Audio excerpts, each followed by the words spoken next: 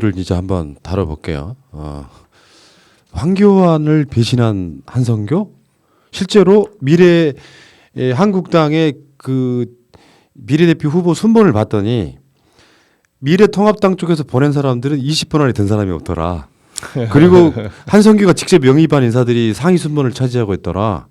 이렇게 되면요, 처음에는 저는 이제 일종의 나중에 논쟁이 있어가지고 미래통합당의 위성정당이 위헌적 요소가 있기 때문에 서로 독립적인 구성을 가지려고 저렇게 쇼하는 거라는 의심을 좀 한 적이 있었거든요. 근데 이건 상황이 좀 다른 거죠. 그러니까 미래통합당 쪽에서 보낸 인사들을 영입한 인사들 대부분 다 탈락되는 이런 분위기로 독자 공천하겠다고 나서는 상황이면 진짜 한성규는 지금 황교안 배신한 거 아니냐. 심지어 어떤 말까지 나왔냐면요. 미래통합당이 따로 비례대표를 내야 된다는 이야기까지 어제 나왔어요. 그 당에서.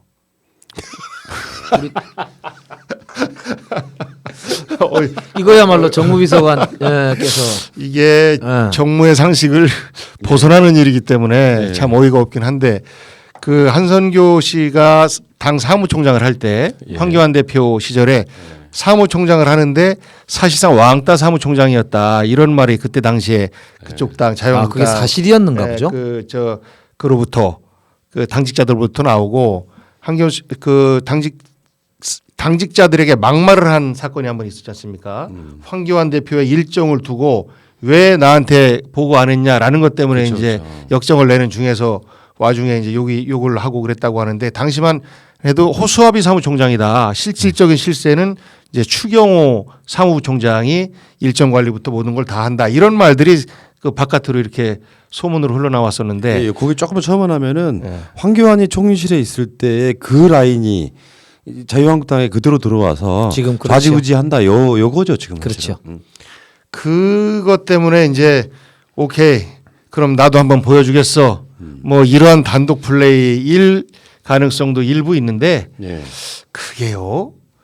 글쎄 그게 단독으로 가능할까요? 거기도 의사결정 구조가 있을 텐데. 근데 제가 봤을 때는 근데 이게 밖으로 수면 위로 떠오를 정도면 상당한 논란거리가 되는 거고 그리고 비례 순위라는 게 확정이 돼버리면 그 자체가 번복할 수 없는 일종의 권력이잖아요. 그러니까 근데 이게 이제 금방 얘기했던 대로 만약에 미통당까지는 아니어도 황교안 대표의 뜻이었다면 황교안 대표가 일부러 예를 들면 윤주경 씨인가요? 네, 그분을 1번으로 해서 보냈단 말이에요.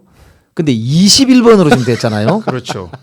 그러니까 1번부터 20번을 실제로는 황교안 대표가 명단을 가지고 뒤로 쓱 주고 저는 배제 못한다고 봐요. 그러니까 최고위원회 통과시킨 거는 21번부터 40번까지를 공식적으로 줬다 소린데 그게 그러니까 그럼 황교안의 음모요? 뭐예요? 아니 이게 그러니까 이거를 어떻게 너무 꽈서 보면 안 되고 실제로 그것이 그 내부적인 내용이 밖으로 드러나는 것 자체가 리스크이기 때문에 저는 여기다가는 음모론 절대 안 썼고요. 한성교의 단독 플레이라고 볼 수밖에 없어요. 저도 사실은 그 견해에 동의합니다. 왜냐하면 이 딴 것도 아니고 너무 비상식적이라서 그래. 아니 20명이라고 하는 게 국회의원이면 당의 다수당을 좌우할 뿐만 아니라 통합을 하게 될 경우에 향후 자기 정치적 진로에도 결정적으로 영향을 줄 수 있는 세력이란 말이에요. 그리고 그 사람들이 막말로 선거 끝나고 나서 안 합친다 그러면 어떻게 할 거예요? 아니 그러니까 근데 이렇게 되면 미통당 입장에서는 그 20명을 자기들이 공식적으로 의사결정 기구에서 논의한 것 말고 전부 20명을 하는데 이쪽에서 알고도 몰랐다 혹은 아니면 거꾸로 내 통만 하고 안 했다? 그건 정치적 무능 그런 무능이었어요. 그러니까 제가 볼 때는 그거는 아무리 대통령 봐도 출마하려고 그러나? 전 제 해석은 또 다른 해석이 좀 하나 반란인 것 같아. 내가 봐도. 그러니까 뭐냐면 황교안의 스타일에는요 이렇게 디테일하게 뭔가 할 스타일은 아니고요. 그러니까 대략적으로 보면 그냥 허허허 알아서 해주겠지 하는 게 몸에 배인 사람이야.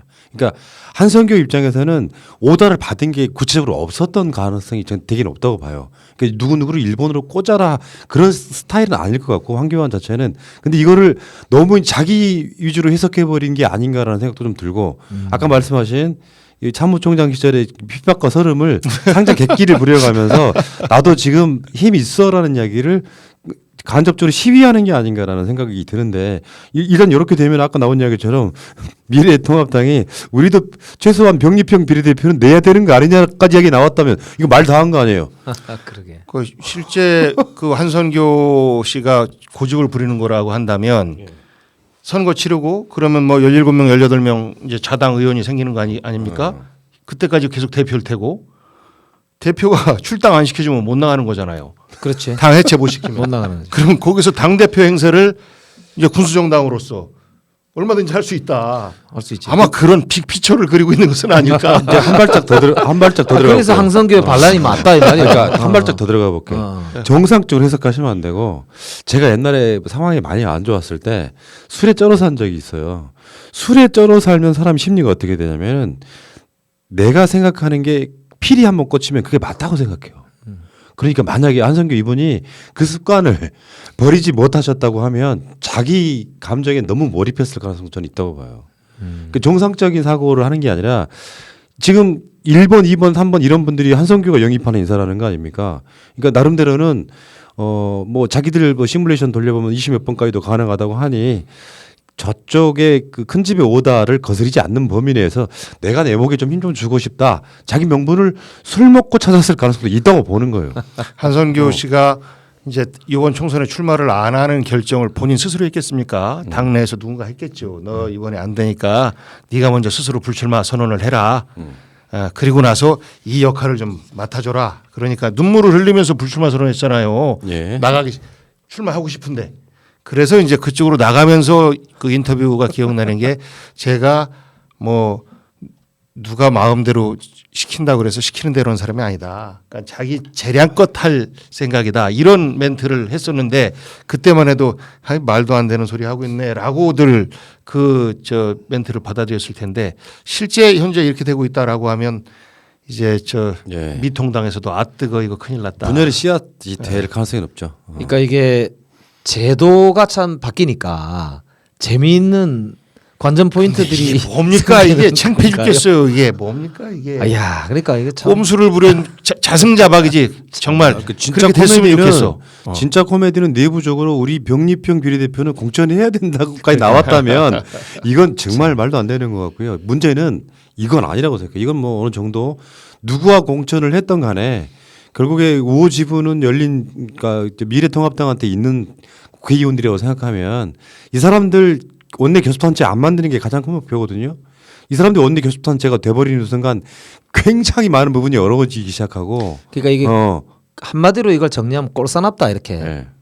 볼 수밖에 없을 것 같아요. 왜? 처음부터 위성정당 만들지 말라고 선거법에도 그랬지만 정상적으로 생각하는 사람들은 다 위성정당 꼼수고 말도 안 된다 이렇게 생각하잖아요. 근데 억지로 만들었단 말입니다.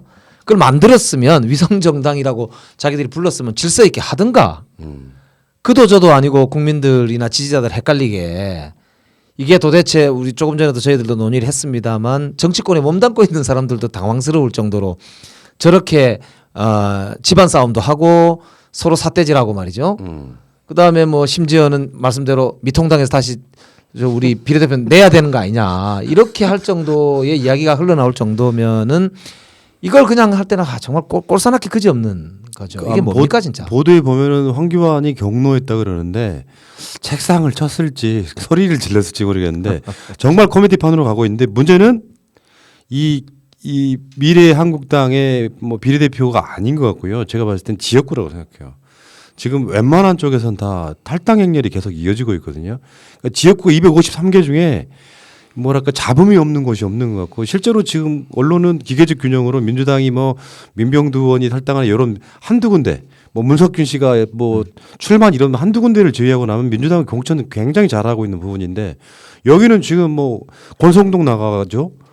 홍준표 나가죠. TK 지역에는 거의 대부분 나가는 분위기예요. 김태호. 그 TK 지역에서는 이제 사실 민주당이 당선될 가능성이 없다고 생각하니까 더 살아 돌아오면 다시 복당한다 이런 개념이겠지만 지역구가 이런 분위기라고 하면 수도권도 저는 사실 특히 그 인천 미추홀 예. 이런 데는 진짜 남영희 후보 득템 이런 느낌 아닙니까? 솔직히 말씀드리면 카톡으로 미리 축하한다고 해줬습니다. 거의 윤상현 후보가 무소속 예. 나오는 거죠. 그 인천시장 했던 안상수. 미통당이고. 그러니까 윤상현 입장에서는 안상수가 절로 보이는데 내가 컷오프를 당하니 내가 원래 그 사람이 지난 선거 때도 무소속 나갔다가 다시 들어온 사람이죠. 그렇죠. 맞습니다. 그 자신감이 하늘을 찌를 텐데 그러면 뭐 남영희 후보 같은 경우는 당선될 가능성이 굉장히 높아지네요. 그렇죠. 왜냐하면 지금까지 완전 아성의 느낌에서 그 아성이 무너지기 시작하다가 사실상 윤상현이든 저 보수 쪽 포지션이 굉장히 많이 줄었을 거라고 보는 입장에서는 남영희 후보가 제대로만 선거 포지션하면 당선될 가능성이 있다고 봅니다. 아주 캠페인을 잘하더라고요. 경선 과정에서도 보면 유튜버로서의 자질도 뛰어난 것 같고 네. 선거운동하는 것 자체가 굉장히 좀 젊고 그럼 빨리 축하해야 되겠네. 저는 카톡으로 못 보내서 잘해요. 미안해요. 축하합니다. 캠페인에서 저는 남영희 후보가 계속 쭉 더 올라갈 거라고 봐요. 그러니까 지금 제가 봤을 때 남영희나 고민정 같은 경우는 일단 저는 그거 보거든요. 이렇게 컨텐츠를 떠나가지고 히스토리 안에 뭐가 제일 중요하냐면 정치인은 호감도가 중요해요. 느낌.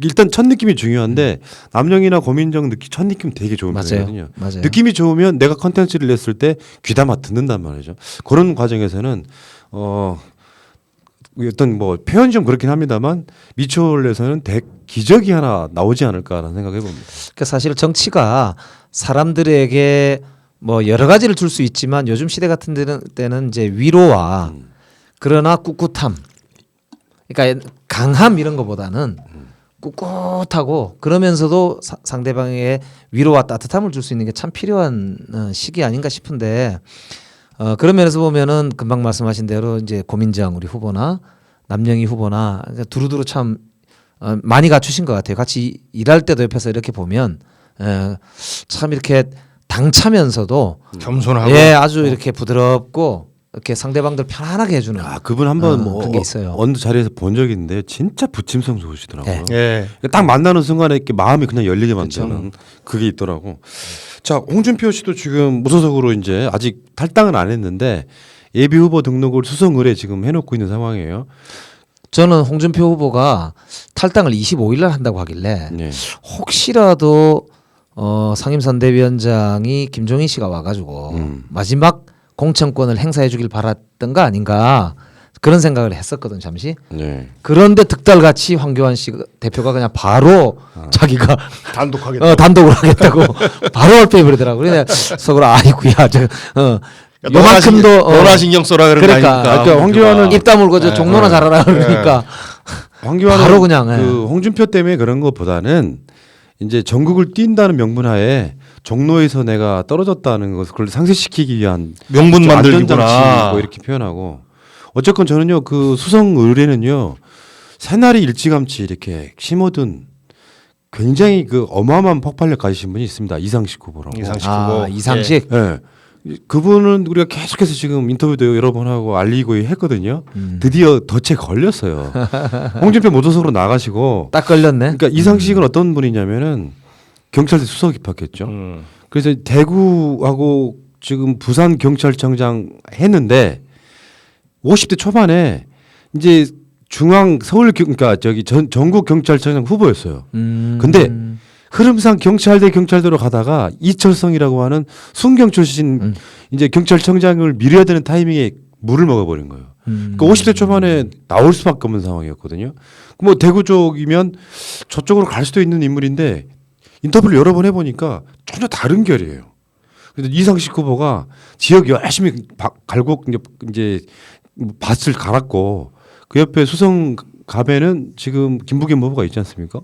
그 과정에서는 한번 기대를 해볼 만합니다. 그러니까 홍준표가 거기에 꽂힘으로써 이상식 후보의 가능성이 높아지고 있는 거예요. 남영희처럼. 그렇죠. 이상식 후보가 일단 느낌이 되게 좋아요. 경찰 냄새가 전혀 안 나요. 보통 이제 관리 출신들은 좀 만나보셨어요?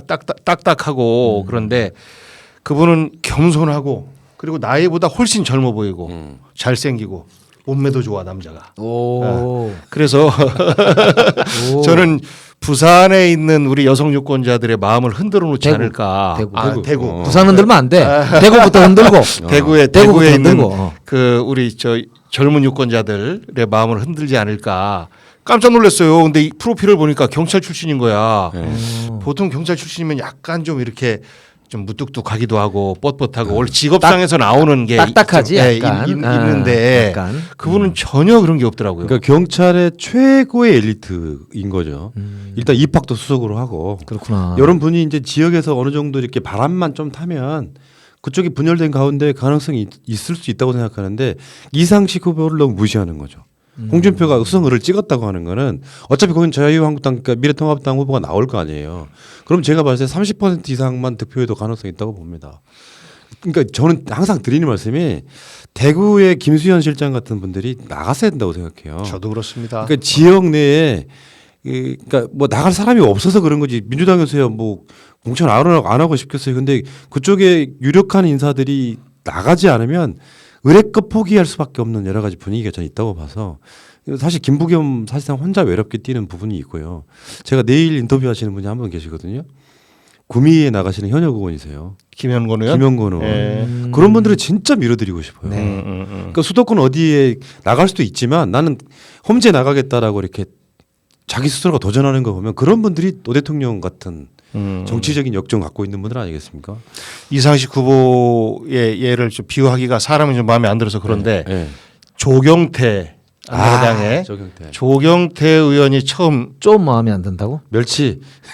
그 별명이 멸치잖아요. 우리 충청도 스타일로 좀 마음에 안 든다라고 하는 것은 뭐 그거는 굉장함을 표현하고 있는 거니까 처음 입성을 할 때 당시에 상대당 후보가 있고 그 다음에 무소속으로 저 김영삼의 대변인 뭐 박종웅 이분이 무소속으로 나왔어요. 그러면서 표가 갈라지면서 처음에 됐죠? 1등을 했거든요. 두 번째도 마찬가지로 또 그쪽이 갈라지면 경찰서장 출신이었던 그 국회의원 누구죠? 그 양반. 그분이 무소속으로 나왔죠. 두 번째도 또 갈라지면서 입성을 해서 재선까지 이렇게 올라왔는데 저는 이상식 후보가 충분히 그럴 여지가 좀 있겠다 이런 생각을 좀 했었어요. 그러니까 저는 이렇게는 봐요. 그러니까 지금 여론조사는 일희일비할 필요가 없고요. 막 500명짜리 여론조사 해가지고 뭐 오늘 또 뭐 송파 어쩌고저쩌고 이런 얘기 하잖아요. 의미가 하나도 없다고 생각이 들고 문제는 표를 까보면은 흐름이나 추세를 봤을 때 지금 분위기는 민주당한테 불리한 쪽이 아니에요. 그러니까 코로나가 계속 쭉 가서 막 경제가 엉망되고 이런 분위기가 아니라 한쪽에서는 재난 기본소득 주장하고 있고 요거는 뭐 선거 아젠다로서는 나쁘지 않다고 생각하는데 이런 상황에 지금 도저히 외면할 수 없었던 지금 우리나라의 기성 언론들이 외신들의 보도를 계속해서 내보내주고 있는 상황이기도 하고 전반적으로 뭐 마크롱이 전화를 한다거나 미국에서 뭐 도움을 요청한다거나 하는 것들이 보도 안 할 수가 있습니까? 그러면 대한민국이 정말 잘하고 있는 거구나라고 하는 그러니까 막 가져다가 마스크가 어쩌네 하지만 사실 마스크 배급도요 가장 모범적으로 잘하는 거예요. 그러니까 지난번에도 잠깐 말씀드렸지만 총선은 특히나 정권 심판 선거, 평가 선거입니다. 그래서 정부가 잘하고 있냐, 잘 못하고 있냐 이게 첫 번째로 중요한 변수가 되거든요. 두 번째로 이제 되는 게 경제 성적, 세 번째로 되는 게 이제 인물, 뭐 이런 거란 말입니다. 그런데 이제 그러다 보니까 역대 총선은 보통 정부 대통령 선거에서 이겼던 정부 입장에서는 쉽지 않은 보통 이렇게 방어적인 선거를 치르게 되거든요. 그런데 최근에는 문재인 대통령의 직무 평가가 상승세를 타고 있잖아요. 그리고 이게 보통 보면은 이런 국가적 위기가 오고 그러면 곤두박질을 치거나 굉장히 빨간 경고등이 계속 들어와서 정부와 여당이 허둥대야 되는 상황이 일반적으로 우리가 이제까지 봐온 상황들이었단 말이죠. 그런데 우리 문재인 대통령의 뭐 리더십의 특징도 그러하지만 정말 절제되고 인내하는 속에서 이 실제 일을 꼼꼼하게 돌보는 묵직하게 끌고 가는 이런 이제 특징이 이번 우리 기간 동안에도 그대로 드러난 거 아닙니까? 그래서 사실은 중국 국경 폐쇄하라고 그렇게 말을 하던 야당이 막상 지금 유럽발 이제 이 전 세계적 위기가 오고 있는데도 유럽에 대해서는 잭소리 한마디 못 하고 있고 그런데 우리가 그걸 뭐 비판할 뭐 그래서 너 유럽을 막으라고 주장해라 우리가 이렇게 손가락질할 일은 아닙니다만 그러나 이제 그런 것들 다 견디고 우리가 어쨌든 이렇게 묵직하게 끌고 가고 있기 때문에 저는 금방 말씀하신 대로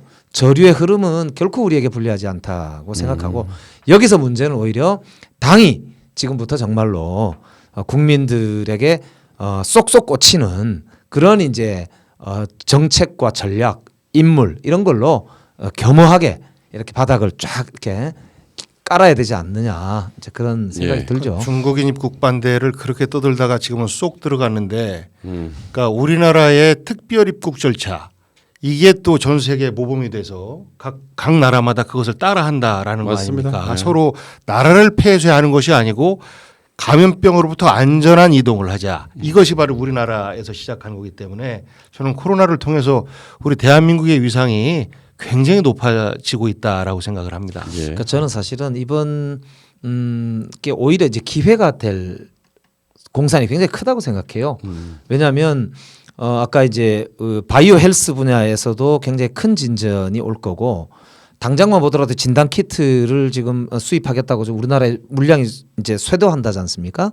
그리고 이제 우리나라에서 썼던 마스크라든지 그걸 현장에서 지휘했던 의료 인력이라든지 아니면 이걸 뒷받침하고 있는 사회 시스템 그리고 이제 그 소독을 공장에서 내지는 현장에서 학교에서 어떻게 하고 방역이라고 하는 거가 어떤 순서를 거쳐서 어떻게 질서 있게 진행이 돼야 되고 자가격리는 어떻게 해야 되고 그다음에 생활치료센터는 어떻게 만들어야 되고 이런 게 전체적으로 세트로 저는 제가 볼 때는 수출될 거라고 보거든요. 그런 면에서 보면 한류에 이어서 정말 전 세계적으로 우리가 위기 상황을 돌파해내는 세계적인 그런 생활의 모범 맞습니다. 예, 이런 걸 만들어서 우리 국력에도 경제에도 큰 그런 어찌 보면 새로운 도약의 계기가 될 수도 있다. 그런 점에서 지금 이 순간부터 우리가 잘 마무리하고 이거를 정말 범국민적인 그런 협력과 연대를 통해서 극복해 나가고자 하는 노력 거기에 집중해야 될 때다. 이제 예. 그런 생각을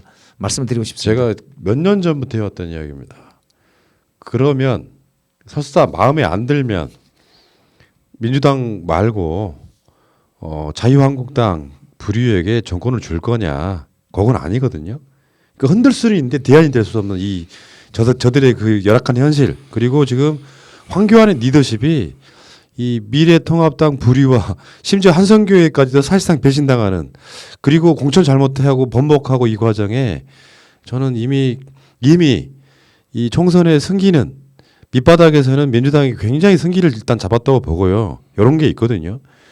이제 미래통합당 부류가 계속해서 문재인 정부 흔들기 위해서 센 발언으로 어마어마하게 발목을 잡아서 숨어져 있던 보수라고 불리는 사람들은 밖으로 뛰쳐나왔어요. 지역구에 가면 문재인 정부 욕하는 사람이 있을 수 있습니다만 실제 투표는 저는 구미처럼 될 거라고 봅니다. 그러니까 젊은 층들이 많이 유입돼서 나이 드신 노인네들이 막 이야기하면 문재인 정부 엄청 못하는 것 같지만 실제 투표를 하게 되면 젊은 층들이 나서가지고 구미 시장을 만들어버리는 그런 흐름들이 전 일정하게 대한민국 지역구에 많이 내려 있을 거다라고 저는 개인적으로 보는 사람이기 때문에 복귀왕 후보나 그 시작이 우리 그렇죠. 아산갑이죠. 아산갑에서 충청도에서부터 열기를 만들어서 남쪽으로도 내려보내고 힘이 되시죠. 수도권으로도 올려보내고.